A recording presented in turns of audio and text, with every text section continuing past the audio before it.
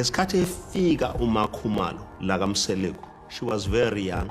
Akekho umuntu wayethembile ukuthi uMakhumalo anga-achieve as a-achieve. Mthombeni ukwena ngesupport onginikeza yona kuwo wonke nje ama-aspects empilo yami. Nkosi yami uhlala ukhona futhi uhlezi wenza isiqiniseko ukuthi ngiyaphumelela. Thank you so much. No, siyabonga kakhulu.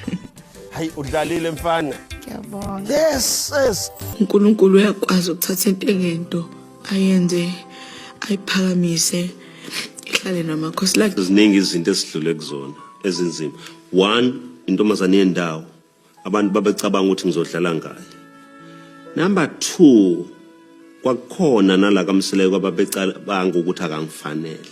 Bengazi ukuthi igolide before ufike kulona lidlule enhlabathini, so kwangenzeka babone ngathi hayi akafanele.